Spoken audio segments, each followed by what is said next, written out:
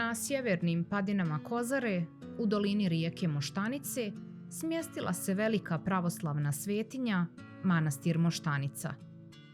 Posvećen svetom arhangelu Mihajlu, kroz istoriju je bio ne samo duhovna, već i istorijska kolijevka srpskog naroda Moštaničkog Potkozarja.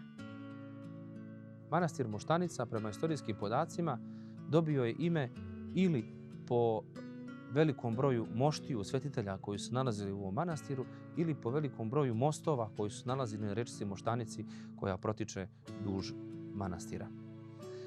U manastiru sve do 1941. godine čuvale su se mošti Svetog Teodora Komogovinskog, to je igumana manastira Moštanice, koji je odavno prije toga bio proglašen za svetitelja. Također, jedan veliki relikvijar sa 10 različitih moštiju svetitelja, između kojih su bile mošti Svetog velikomučenika Teodora Tirona, koji je Barbara Frankopan pridarila manastiru Moštanici. Sve te mošti su 1941. godine ukradene iz manastira od strane ustaša i danas se one nalaze u nekim katoličkim hramovima ili samostanima na području Republike Hrvatske.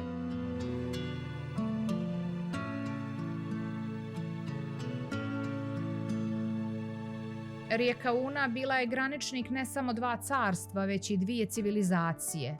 U burnim vremenima njeni talasi bi i manastir Moštanicu odnosili iz jedne eparhije u drugu.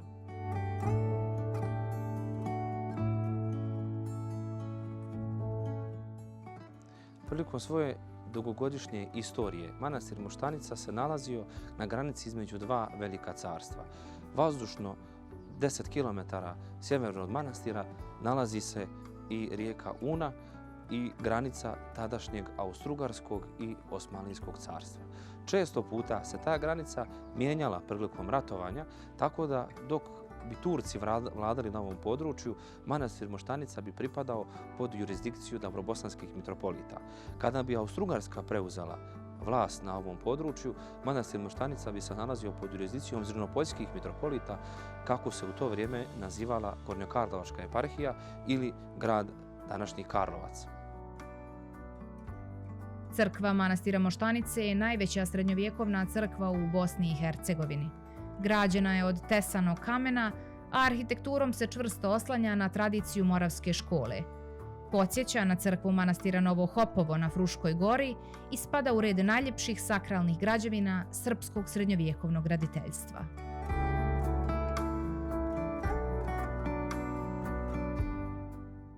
Manastir Moštanica za srpski narod Potkozarja imao je kroz istoriju isti značaj kao i manastir Duži za Srbe u Hercegovini. Upravo ovdje su podizani ustanci protiv okupatora, a 23. septembra 1809. godine podignuta je Jančićeva buna protiv Turaka u Krajini, koju je predvodio Jovan Jančić, trgovac iz Sarajeva, uz pomoć mitropolita Venedikta Kraljevića i Kaluđera iz Moštanice.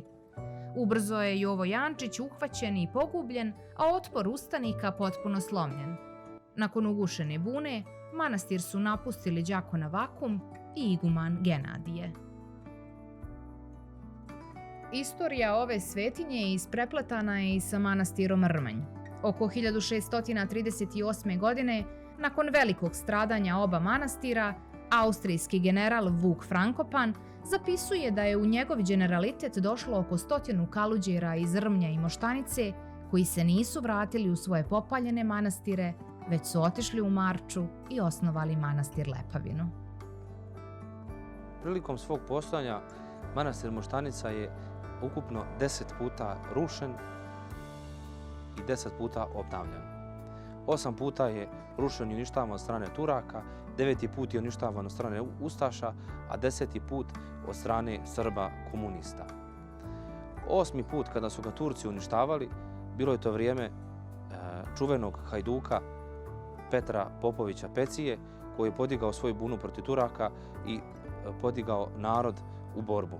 Jedan od njegovih ratnih drugova je bio iguman manastira Moštanice Kirilo Hadžić, koji je zajedno sa njim, ratujući na frontu, odlučio, kada je Petar Popović Pecija poginuo ovdje u blizini manastira Moštanice, da svoga ratnog druga sahrani odmah pored manastira i tako je od toga perioda 1845. godine svoje grobno mjesto pored manastira nalazi i Petar Popović Pecija, jer manastir Moštanica je u svom istorijskom postojanju uvijek bilo mjesto okupljanja, ali i mjesto narodnog prkosa protiv osvajača i onih koji su branili narodu da ispovjeda svoju hrišćansku vjeru i da slobodno uživa u svom životu. Manastir Moštanica imao je važnu ulogu i u toku Drugog svjetskog rata kada je okupljao ustanike. Nakon rata, uoči preobraženja Gospodnjeg 1953. godine, komunisti su udjelili letke u kojima opominju narod da se ne sastaju kod manastira. Napali su ga, pljačkali i rušili, a monahe ponižavali. Sljedeći dan, tačno na preobraženje, kada je narod došao i zatekao manastir u takvom stanju, zvonili su cijeli dan i sakupljali razrušene stvari i palili svijeće. Nakon 6 godina, manastir je ponovo zaživio, a na preobraženje 1959. godine otvorio ga je vladika banjalučki Vasilije Kostić. Ono što čini svaki manastir nisu samo građevine od koje je manastir sagrađen, nego dakle i ljudi koji borave u tim svetinjama. Ono s čime manastir Moštanica može posebno da se pohvali je sa time da je iz svojih monaških redova dala 2 svetitelja. Jedan je sveti Teodor Komogovinski, koji je bio iguman manastira Moštanice, koga su Turci živog spalili ispred manastirskog hrama, želeći time da uguše pobunu Srba u ovim krajevima protiv Turaka, a drugi značajan monah, svetitelj iz monaških redova manastira Moštanice je bio sveti Đakon Avakum, koji je bio rodom iz ovih krajeva, koji je došao kao dijete od 15 godina u manastir da se uči pisanju slova, a kasnije odlučio da ostane ovdje u manastiru i da se zamonaši, gdje je dobio monaško ime Avakum. Prilikom dolaska u manastir došao je sa svojom majkom Božanom, njegovo ime je bilo Ljepoje Prodanović i ostao je ovdje u manastiru sve do svoje 19. godine. Kada je napunio 19 godina, prilikom pobune našeg naroda u okolini manastira oko Turaka, i sam iguman manastira, otac Genadije, i bratstvo manastira bili su prisiljeni da izbjegnu iz ovih krajeva u Srbiju, tako da bratstvo ovog manastira se nastanilo u manastiru Trnavi pored Čačka, ali nažalost ni njihov boravak u tom manastiru nije bio dugoga roka, nego ubrzo poslije toga Turci su odlučili da se osvete svim onim uglednim Srbima koji su postakli narod na pobunu. Tako su uhvatili bratstvo manastira Trnave, igumana Pajsija i mladoga Đakona Avakuma, odveli u Beograd na Stambol kapiju i tamo su mučenički postradali nabijanjem na kolac. Nema vjere bolje od hrišćanske. Srbin Hristov raduje se smrti, a sud strašni čeka i vas Turke, pa vi činite što je vama drago, a skoro će Turci dolijati, Bog je svjedok i njegova pravda.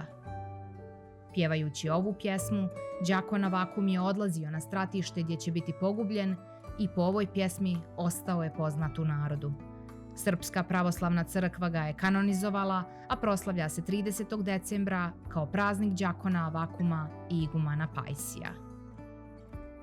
Prije par godina započeli smo jedan građevinski projekat koji je sada pri kraju, a to je dakle gradnja jedne zimske kapele koja je upravo posvećena našem svetom monahu iz naših redova, svetom Đakonu Avakumu, tako da će manastir proslaviti još jednu svoju slavu, a to je praznik svetog Đakona Avakuma 30. decembar. Manastir je kroz vjekove postojanja sticao i čuvao svoju riznicu. U porti se nalazi i kapela posvećena svetom Vasiliju Tvrdoškom i Ostroškom. Tokom 16. vijeka u manastiru Moštanice se nalazila poznata prepisivačka škola koju je vodio tadašnji iguman Grigorije.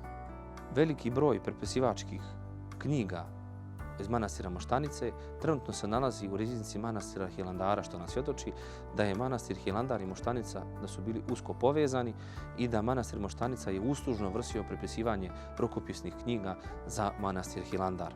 Trenutno u manastiru Moštanici se čuvaju 2 rukopisne knjige iz 16. vijeka, to je Otačnik iz 1594. godine, i knjiga Oktojih iz istoga perioda koja je pisana u ovoj manastirskoj prepivačkoj školi za vrijeme igumana Grigorija. Manastir Moštanica je početkom 2000. godina dobila na poklon od tadašnjeg igumana manastira Ostroga, vladike Jovana, cipele svetog Vasilija Ostroškog, pošto naš bivši prethodni iguman je nosio ime po tom velikom divnom svetitelju, a on je cijeli svoj život uložio u ovaj manastir i svetinju, tako da su te i cipele danas ostale ovdje u manastiru kao relikvija naroda da se poklanja. Pored te relikvije, manastir ima još i različitih moštiju, par desetina raznih svetitelja koji se čuvaju dakle, u manastirskom hramu i trenutno sada nisu izložene na poklonjenje narodu, što ne znači da u skorije vrijeme neće biti. Moštanica je jedan od rijetkih manastira u Bosni i Hercegovini koji je uspio da zadrži i obnovi svoja prostrana imanja. Danas posjeduje više od 550 dunuma zemlje na kojoj razvija svoju ekonomiju. Sveto pismo nas uči da je najblagosloveniji život čovjekov na zemlji upravo život od svog truda i rada.